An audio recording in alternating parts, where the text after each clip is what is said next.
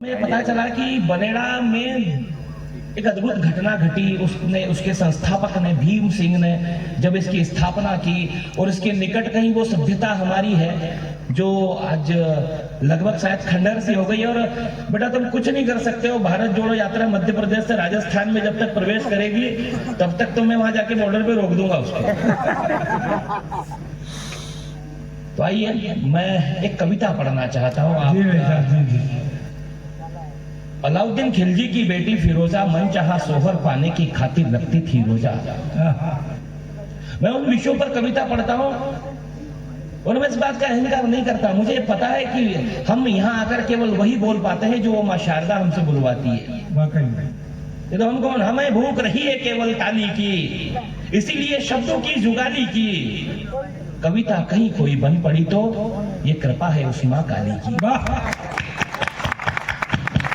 बड़ी विनम्रता के साथ मैं कविता पढ़ना चाहता हूँ और सिर्फ इसलिए कि 750-800 बच्चों को मैं रोज 4 घंटे पढ़ाता हूँ कंटिन्यू। बहुत बड़ा इंस्टीट्यूट है।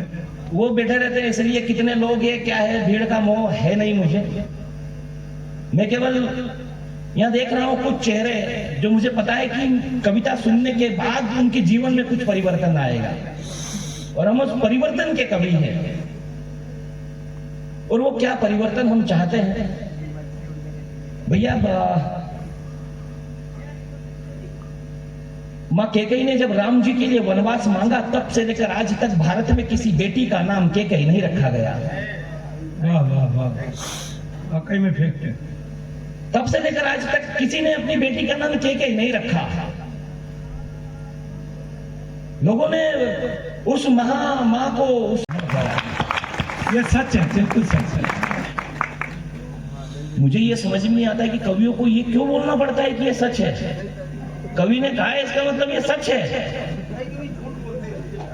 नहीं, ये इसलिए होता है कि आपने जिनको कवि मान लिया डेकोरम के चक्कर में, कवि वो नहीं है, लिफाफों से कवियों का वैल्यूएशन होने लगा है। सही में ऐसा नहीं है, उसकी निष्ठा से, उसकी श्रद्धा से होना चाहिए। हम कौन लोग हैं। मैं कविता पढ़ना चाहता हूं भाई। धीरज शर्मा जी ने जिस तरह से हमारी मातृभाषा में, हमारी अपनी मेवाड़ी में, मालवी में जिस तरह से उन्होंने आपको हंसाने का प्रयत्न किया और कविता पढ़ी। मातृभाषा यदि जीवित है तो आपकी राष्ट्रभाषा जीवित रहेगी। और ये जरा सा बच्चा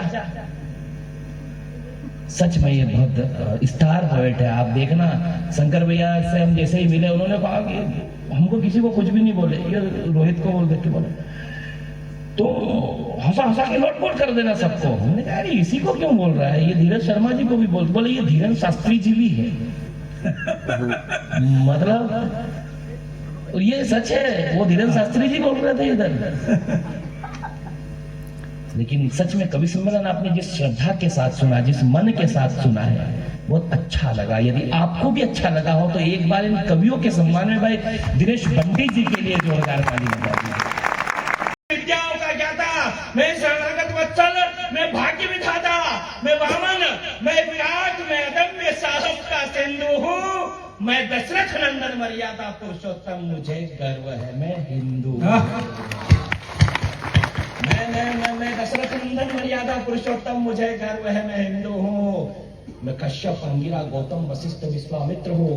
मैं दुर्वासा, पाराशर, कृष्ण, द्वेपा, का चरित्र हूँ। मैं जनक, जाजली, अत्रि, मैत्रेय, भरद्वाज में शल्य हूँ। अरे चरवाहे को चंद्रगुप्त बना देता मैं कौटिल्य हूँ।